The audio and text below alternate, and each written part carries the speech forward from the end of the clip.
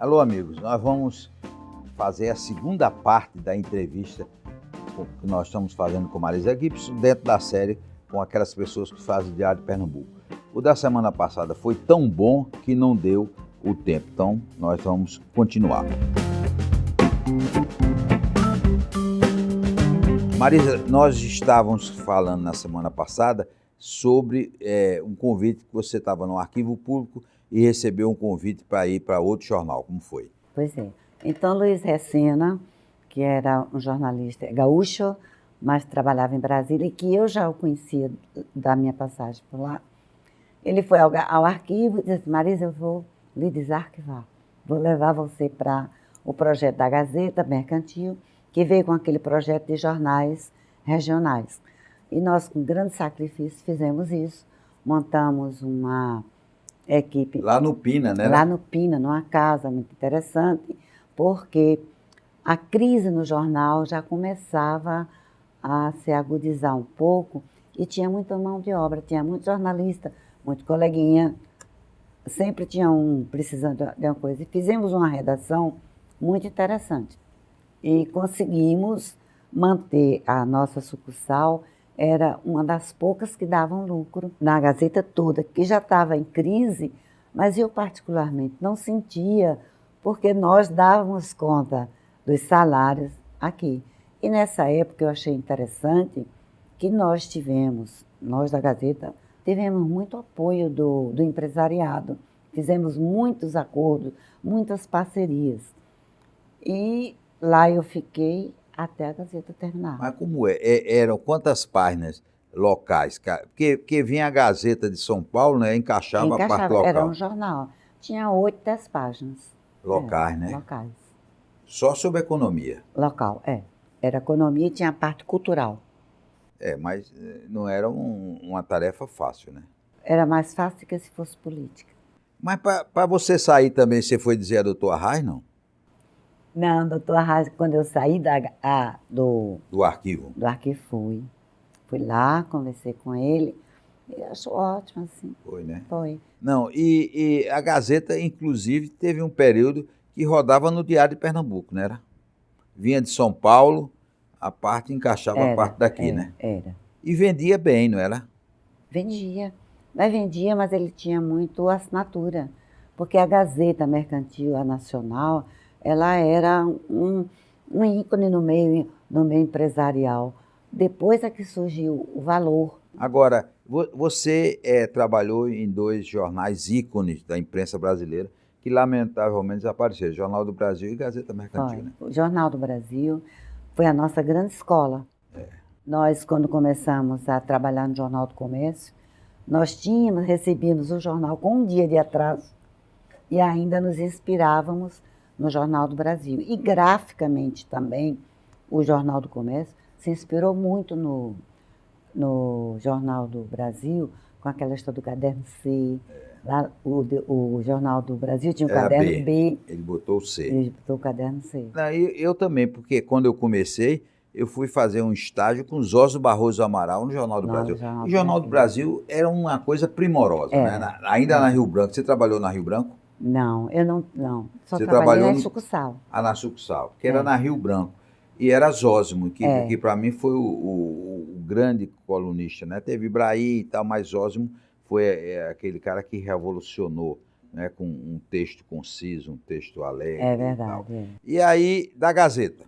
Da Gazeta fechou. Fechou, e então Joazinho me chamou para vir fazer a coluna de economia. Aí eu fiquei um ano só na coluna de economia, e acho que em 2004 eu passei para política. Foi quando a Adalberto saiu, não? Não, a Adalberto já tinha saído. Já tinha saído. A Adalberto saiu nos Monteiros. Saiu nos Monteiros, Foi. Depois da Adalberto, na coluna política, Enio Benig fez. E depois, Enio Benig fez, depois fez a DOC. Depois, quando André Gustavo Stumpf chegou, quis tirar a coluna, porque ele dava muito valor ao noticiário internacional. E depois veio Divane. Divane fez a coluna política. E Hoje, como é o dia a dia de Marisa Gibson? O meu dia Acorda que horas? Meu dia a dia é bem pesado, é mais pesado que antigamente. Acordo cedo para caminhar e às 10 horas eu começo a trabalhar. Aí ligo o rádio, para ir ouvindo o rádio, abro o computador, vou vendo o noticiário das agências, dos blogs. Quando dá 11h30, meio-dia, aí eu começo a ligar para os deputados, as Fontes, né? Por que eu ligo essa hora? Porque essa hora é uma hora em que eles estão saindo para o almoço, ou aqui ou em Brasília. É a hora que você tem eles com maior liberdade de falar, porque depois que começa a sessão lá no Congresso, eles ficam muito solicitados e muito ocupados. E para você esperar que termine, fica muito tarde para nós. Agora Marisa, tem deputado que é fonte boa e tem deputado que não diz nada? Tem. Eu vou dizer, sabe qual foi a melhor fonte que eu tive nesses anos todos de jornalismo? Fernando Lira. Não havia possibilidade de você ligar para Fernando para ele não lhe dar um furo. E ele era muito querido, ele guardava para todo mundo, né? Era, quando ele dava para uma pessoa, dava para aquela pessoa e guardava. E foi realmente uma figura marcante. Mas olha, o mundo mudou muito, de Fernando Lira para cá, de Jarbas Vasconcelos para cá, porque Jarbas Vasconcelos era uma boa fonte. E ele tinha, conversando comigo uma vez, ele disse uma lição, me deu uma lição, disse, não tenha muitas fontes, basta 2 ou 3, no máximo. Outro governador, outro político, que era excelente fonte, foi Eduardo Campos. Esse era. Muito bom, fiz muitas parcerias, recebia ligações dele, você não precisava ficar pendurada, quero falar com o governador, ele mesmo tomava a iniciativa, ele gostava de conversar com a imprensa, conversou muito comigo, fizemos parcerias maravilhosas, nós tínhamos uma cumplicidade, que eu acho que tem que existir, né? A cumplicidade e a sinceridade. Nos demos muito bem.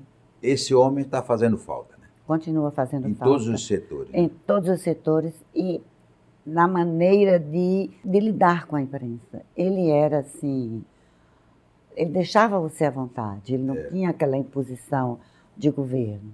E ele tinha aquela coisa, ele ligava. Ligava, ele com a mãozinha dele. Né?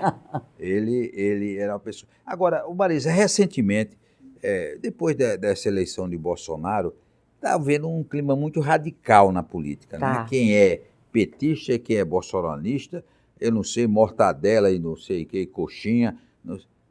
E isso dificulta o seu trabalho, esse radicalismo? Olha, a mim não dificulta, porque eu sou de uma escola tão antiga que era aquela coisa, no jornal, as folhas de jornal não pode ser palanque político.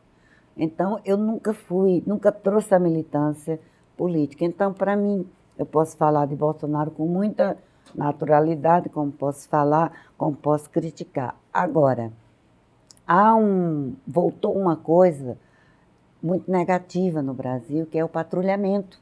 É verdade.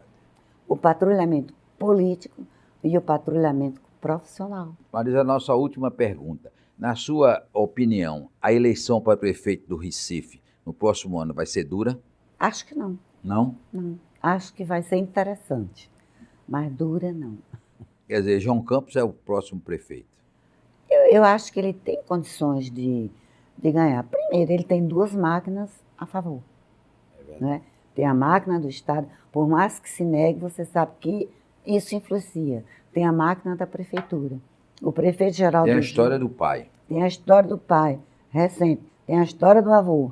Né? E tem, por exemplo, a prefeitura deixou para entregar suas obras agora, às vésperas da eleição.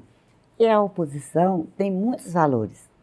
Todos os pré-candidatos da oposição têm densidade eleitoral e densidade política, mas eles não apresentaram ainda um projeto. Agora vai ser interessante a eleição. Mas claro que vai ser interessante. Você já pensou, olha, Daniel Coelho, digamos, né? Daniel Coelho, Mendonça Filho, André Ferreira, Silvio Costa Filho, o menino João Campos, Raul Henri, só tem valores interessantes. E o namorado da Fátima Bernardes? É, o Túlio Gadelha. É, o Túlio Gadelha. Pronto, são 7 pessoas, 7 candidatos Vai ser animado. interessantes. E veja que, como é que se diz, que eleição machista não vai ser. É, Só tem homem. não, Marília tenta. Ah, mas Marília também ainda tem Marília, pronto, que vai nos salvar. nós queremos agradecer a Marisa Gibson. Infelizmente, nós fizemos 2, podíamos fazer 10, tantas histórias interessantes que ela contou. Um forte abraço, continue aqui na TV Diário de Pernambuco, e nós voltamos na próxima semana. Até lá.